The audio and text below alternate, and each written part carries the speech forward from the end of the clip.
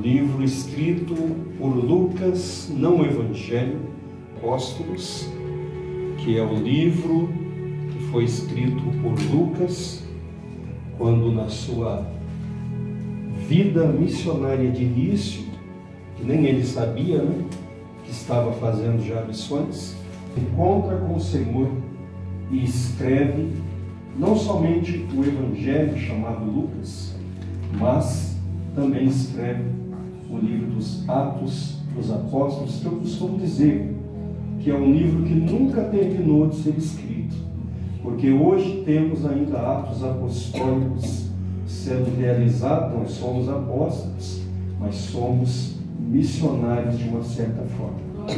Capítulo 3, livro dos Atos dos Apóstolos, texto muito conhecido, texto muito ministrado, mas nessa noite há um interesse no coração de Deus que haja vista.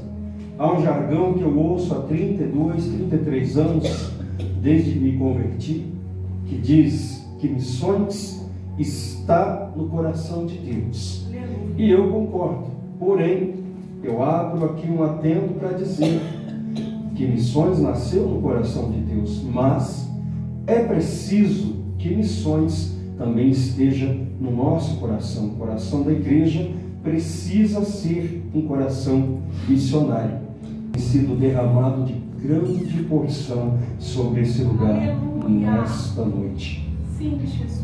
Livro dos Atos dos Apóstolos, capítulo 3, versículo 1 em diante, diz o seguinte: a epígrafe do texto diz que a cura de um coxo, o discurso de Pedro no templo. Versículo 1 diz o seguinte: Pedro e João subiam juntos ao templo à hora da oração, a nona. Porque essa hora nona aqui, que o texto diz, é exatamente 3 da tarde. E eles vão ali para orar, como o próprio texto diz. E quando eles chegam próximo ao templo, eles se deparam com os degraus da escada e começam a subir aqueles degraus. E é interessante que eles subindo, eles se deparam com um homem que, eu vou dizer de uma forma interpretativa, e por que não dizer homilética, um homem que a Bíblia não dá nome. Ele está ali porque ele não podia andar. Entenda que ele não era cego. Entenda que ele mexia os seus braços. Mas o problema deste homem estava nos pés.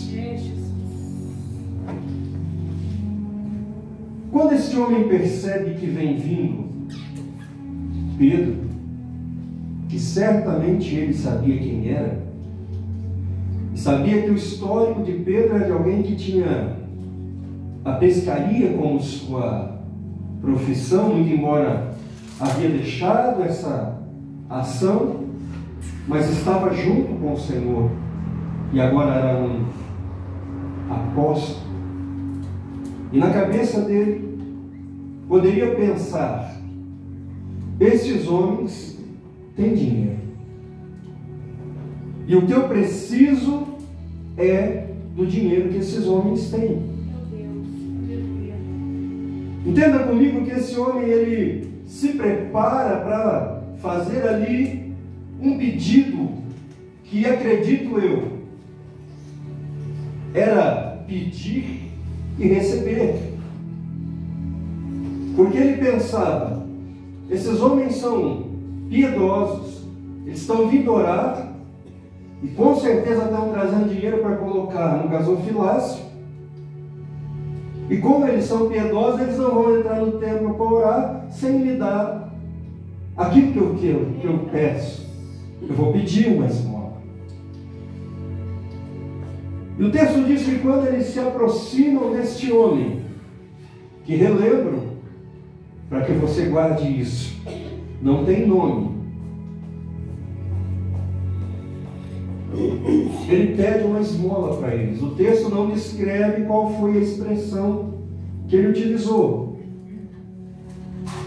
mas o texto descreve que tão somente ao som da voz desse homem adentrar aos ouvidos de Pedro e João, eles param. E quando eles pararam, o coração deles se alegrou, porque eles entenderam, se eles pararam é porque eles vão me dar a esmola.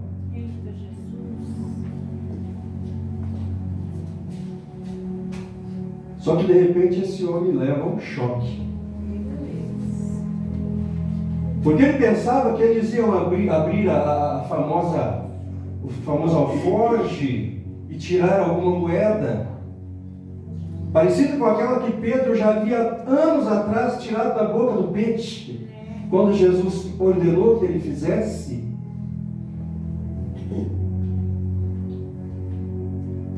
Ele é chocado, impactado, porque ele esperava algo material.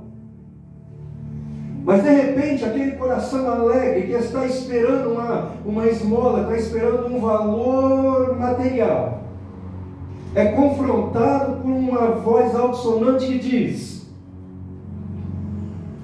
não tenho prata, não tenho ouro.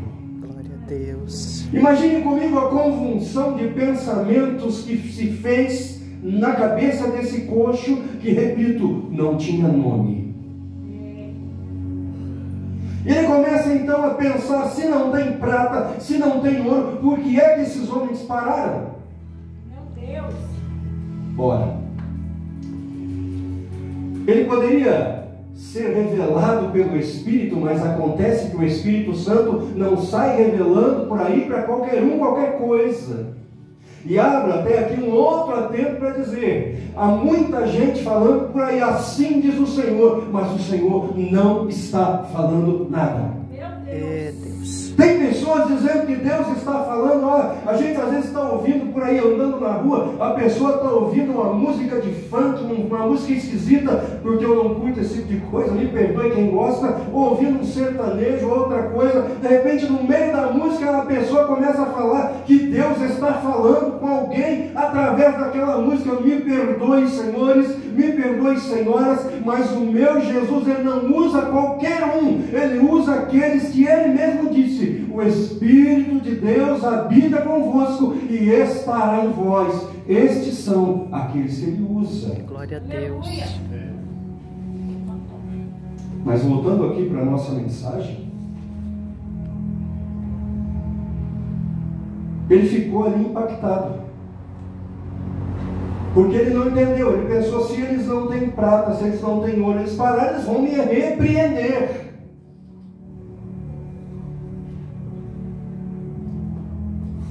E de repente dá um trovão dentro dele, porque o impacto fica ainda maior. Porque eles dizem: não tenho prata, não tenho ouro, mas o que eu tenho, isso eu te dou. Outra observação na cabeça desse homem: o que é que esses homens podem me oferecer? Se o que eu quero é prata, se o que eu quero é ouro, o que é que eles vão me dar? Será que eles vão tirar um pouquinho de mirra, um pouquinho de incenso? Ou será que eles vão me dar algum tecido valioso? Ou será que vão me dar um nardo valioso? Ou o que será que esses homens vão me dar? De repente, Pedro olhando fixamente, João olhando fixamente, a voz de Pedro ecoa, não de dentro da boca dele, creio eu, mas vindo direto do céu. Uma ordem de Deus através de Pedro diz: levanta e anda em nome de Jesus Cristo, o Nazareno. Por 3 segundos o homem não entendeu nada, Porque foi o tempo da voz sair da boca de Pedro e entrar no ouvido dele. Mas quando a voz entra no ouvido, desce para o coração, o corpo desse homem começa a ficar diferente. Ele começa a notar que algo está acontecendo. E de repente Pedro estende a mão e pega a mão direita desse homem, coloca ele de pé, ele pula e ele entende que aquilo que ele buscava, que era prata, que era ouro, não tinha poder suficiente para resolver o seu problema. Mas o que Pedro e João lhe deu mudou a sua vida completamente. Por que, pastor João? Porque se eles tivessem dado 1 quilo de ouro para aquele homem, alguém ainda teria que carregá-lo até a sua casa. Mas eles não deram nem 1 grama de ouro para ele, mas ele nunca mais precisou ser carregado. Ele saiu andando com suas próprias pernas. Entenda uma coisa: até aquele momento o texto não fala que ele louvava Deus, mas depois daquele momento ele sentiu a liberdade de sair pulando, de sair glorificando, de sair louvando a Deus. O que isso quer dizer? Ele reconheceu que mais do que qualquer ouro, que mais do que qualquer prata, o poder do Espírito de Deus que tocou, que curou, que lhe deu uma coisa que ele não conhecia. Porque o texto é fiel em dizer que este homem, desde o ventre da sua mãe, era coxo. Mas entenda que ele agora começou a viver uma novidade de vida, uma coisa que ele não entendia. Ele começou a entender o que é isso: liberdade. Glória a Deus. Louvado seja Deus. Eu sei que, como pregador, a gente costuma dizer assim: ó, acabei de introduzir a mensagem, faz quase meia hora, né, que está falando, está introduzindo a mensagem. Introdução é coisa de 5 minutos, mas é verdade. Eu trouxe você até aqui porque a mensagem que eu quero trazer é bem rápida. Pastor, você não está pregando? Estou. Mas esse aqui é só uma preparação para o que Deus vai mostrar para você, o que Deus vai dar para você. Aleluia. Dá uma olhada comigo o que aconteceu na vida desse homem. Terminei de pregar, terminei a mensagem. Como dizia um grande pastor, amigo meu, chamado Samuel, ele olhava para mim e falava: pastor João, acabei de pregar, terminei a mensagem. Entenda comigo o propósito de Deus nesse texto. Eu disse que hoje é um culto de consciência missionária. Então o que o Espírito de Deus quer conosco hoje é conscientizar-nos de que, assim como Pedro e João mudaram a vida de um homem, eu e você temos poder para mudar a vida, não de um homem, mas de toda uma nação. E quando nós olhamos aqui para esta passagem bíblica, tem tantas vertentes aqui, que eu poderia ficar aqui, acho que até a meia-noite, como fez o apóstolo Paulo, até que o Eutico caiu da janela, que eu não conseguiria trazer tudo aquilo que esse texto me apresenta. Mas eu quero considerar aquilo que o Espírito de Deus ele considera aqui conosco importante para esta noite, para a noite desse dia, para o encerramento deste domingo, porque amanhã vai começar aí para nós uma nova semana e nós temos que estar cheios da graça de Deus. Tem mais um leão por dia, nós vamos matá-lo aí se ele aparecer. O desafio virá, mas nós vamos vencê-lo. Glória a Deus. E eu vou dizer uma coisa aqui que eu gosto muito de dizer. Não importa como terminou a semana que passou, não importa como terminou a noite de ontem, o que importa é como vai começar a próxima semana, que começa amanhã, e o que importa é como essa noite vai terminar para você. E eu tenho uma boa notícia, tenho uma surpresa de Deus para a tua vida, para essa noite, é coisa boa. Eu quero falar um pouquinho aqui simbologicamente. Prometo não ir longe do que o relógio nos permite. Hoje é domingo, está um pouco frio. Eu não quero que você canse. Mas eu preciso que o Espírito de Deus fale no teu coração, que Ele está falando ao meu. Amém, Jesus. Preste bem atenção no que o texto nos apresenta. Após essa reflexão introdutória, que nós discorremos o texto, e que eu quase não apliquei nenhuma parte da mensagem, foi mais uma narrativa. Mas agora eu quero aplicar ao meu e ao teu coração o que esse texto nos apresenta. Aleluia. O texto ele resolve um problema que nós às vezes não encontramos solução. Como resolver o problema de alguém? Entenda comigo que o texto ele considera algumas coisas, alguns fatores bastante importantes. Eu poderia aqui dar início nos fatores dizendo que a primeira coisa que ocorre nesse texto que chama a minha atenção é que Pedro e João subiam para a oração.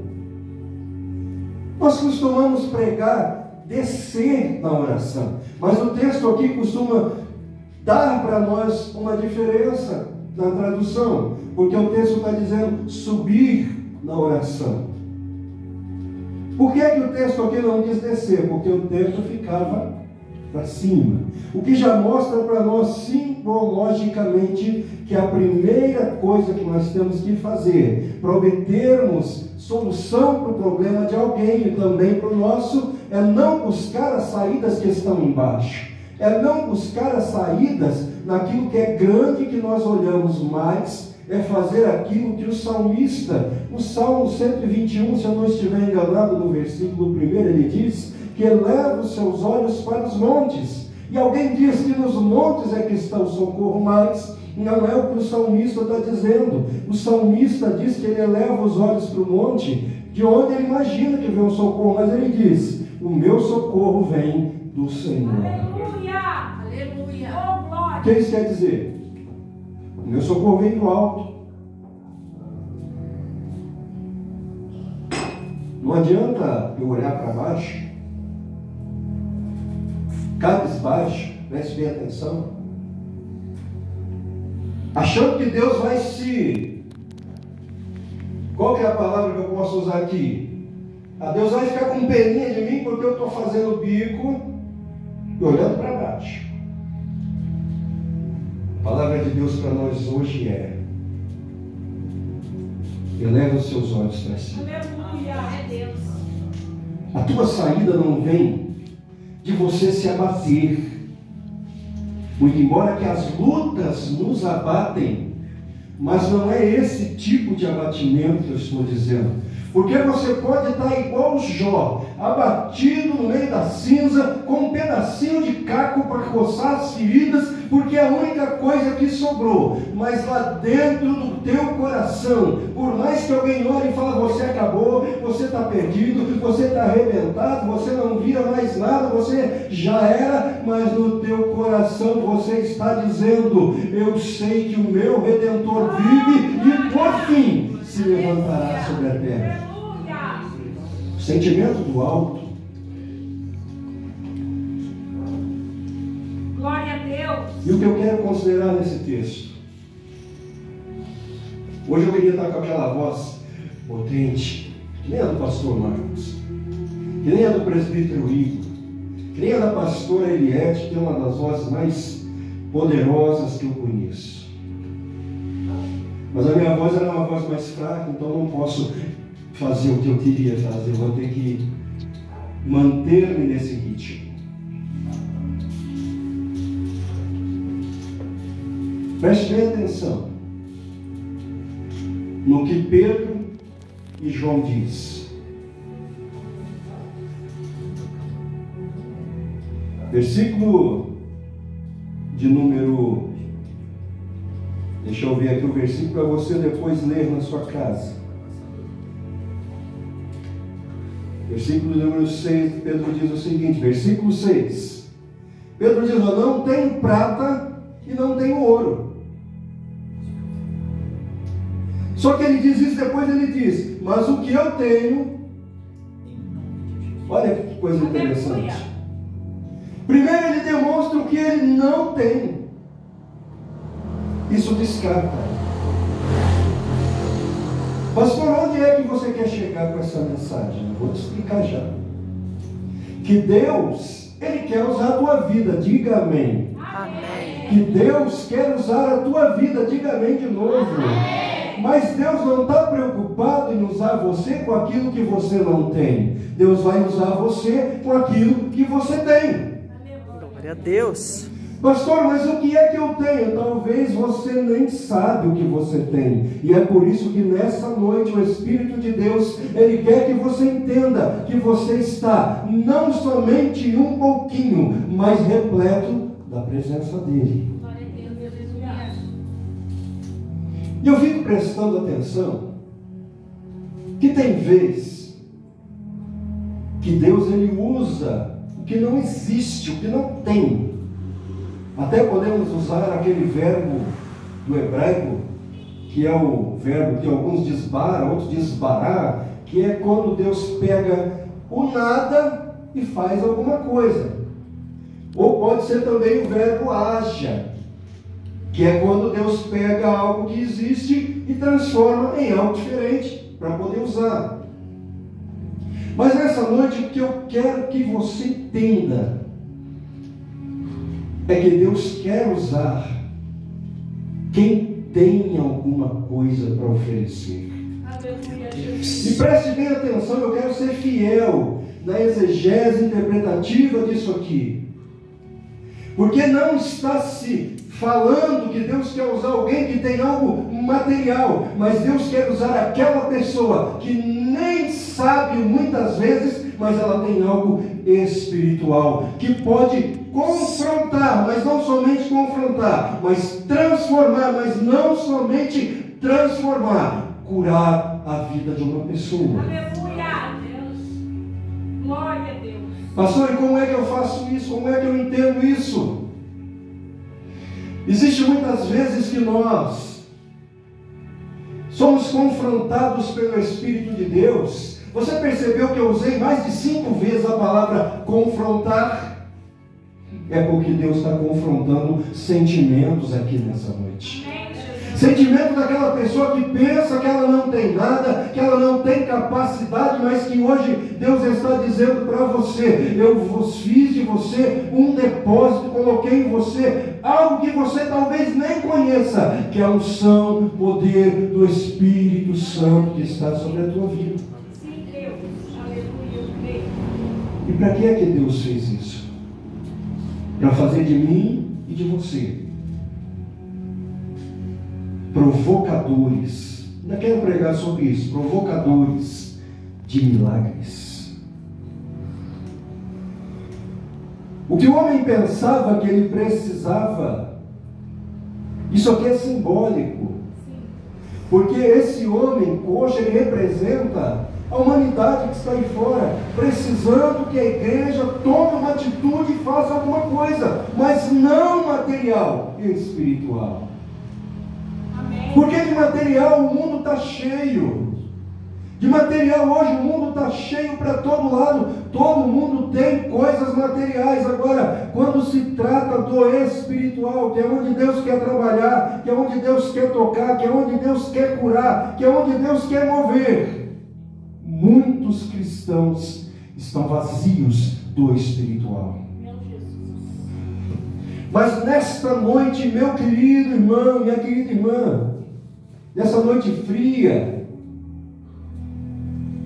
o Espírito de Deus, ele está sendo, vamos dizer assim, entregue para nós, para que possamos mergulhar nas profundezas do mar, do rio do Espírito, como você quiser. Por que não citar aqui o capítulo 47 de Ezequiel, quando ele na visão, ele começa a caminhar e começa a pisar naquela água e vai até seus tornozelos, e ele vai andando, vai até o joelho, vai andando, vai até a cintura, vai andando, vai até o seu peito. De repente ele diz que tinha que sair nadando. Que isso simboliza para nós? Isso simboliza a forma que Deus tem derramado o seu Espírito Santo sobre a sua igreja, aqueles que querem. O que mostra renovo. Que renovo? Porque você começa com o pé na água do Espírito, você vai andando, ela vai subindo, você vai chegar no momento da tua história que você vai se sentir mergulhado, se sentir nadando, se sentir conduzido pela água do Espírito de Deus. E a tua vida vai ser tão transformada que nesse momento vai cumprir aquilo que Jesus disse, que do teu interior vão fluir rios de água viva e vão impactar não somente a tua vida, não somente a tua família, mas em todo lugar por onde você pisar a planta do teu pé. Glória a Deus. Deus sempre quer usar alguém que tem alguma coisa. Amém, Senhor. E eu quero ser fiel ao Novo Testamento nessa noite. Quantas vezes nós já ouvimos, e eu gosto muito desse texto que eu vou citar agora, e tem uma música nesse texto que eu gosto muito, que, se eu não estiver enganado, se eu não errar o nome dos cantores, é 4 por 1, se eu não estiver enganado quem canta, que são 5 pães e 2 peixinhos. Glória a Deus. Você acha que aquele menino sabia que o que ele carregava com ele, Jesus ia usar? Aí eu pergunto para você, será que você já se deu conta que em você tem algo que Deus vai usar? Eu não disse que Deus quer, porque vontade Ele tem. Eu disse que Ele vai, porque depende de você permitir. Porque quando você permitir, pum, aconteceu. Deus vai fazer acontecer.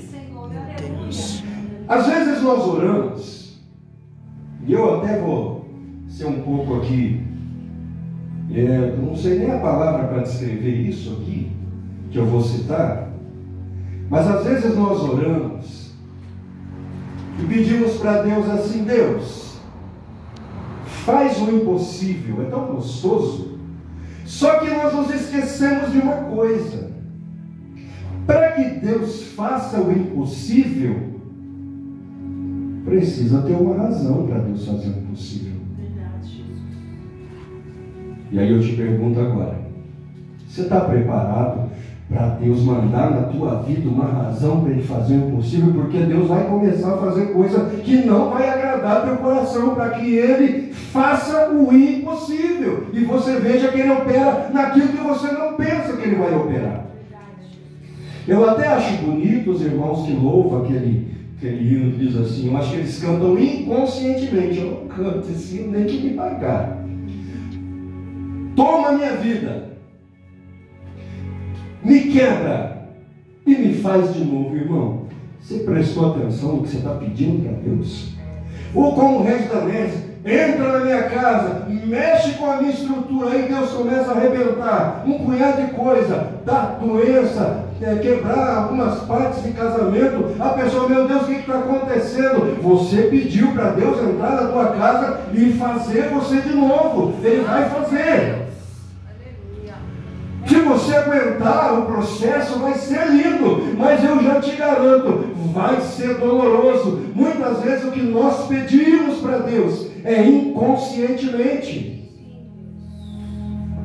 E assim como nós carregamos algo inconsciente em nós, Deus quer usar a tua vida, porque em você tem algo que Ele colocou. O texto dos 5 pães e 2 peixinhos, que aliás tem 2 textos parecidos, ele diz que o menino saiu de casa, não fala se estava acompanhado, se estava só. Mas o texto diz que ele estava ali, junto com o povo, a multidão que estava ouvindo ao Senhor. Quantas vezes você veio na igreja esse ano? Nós estamos no mês 8, né? Hoje é dia 10. Quantos cultos nós participamos só esse ano? Quantas vezes nós sentamos nesses bancos, que aliás são muito gostosos e confortáveis, tantos esses aqui como aqueles ali são muito bons, e nós ficamos ali pensando: fala comigo, Senhor. E Deus vai falar. Só que muitas vezes o que nós não imaginamos, eu vou até abrir um atento, eu gosto de abrir esses atentos para a pessoa prestar atenção no que eu vou dizer. Eu disse que Deus quer usar não o que você não tem, mas o que você tem. Amém. E muitas vezes nós estamos sentados no banco pedindo: Deus fala comigo, Deus fala comigo. Só que você não sabe que do lado que você está, sentado, tanto à direita, tanto à esquerda, ou por que não dizer alguém que está aqui na tribuna, sentado, precisa ouvir algo que Deus deu para você, entregar para Ele. Aleluia. Pastor, não entendi. Muitas vezes nós não sabemos o que Deus nos deu para sermos usados por Ele. Verdade, Jesus nos ensina. E nós precisamos ter essa consciência missionária. Que consciência é essa? Que eu tenho algo que alguém precisa. O que é que eu tenho? Jesus Cristo. Aleluia. Se eu tenho Jesus na minha vida, eu tenho milagres.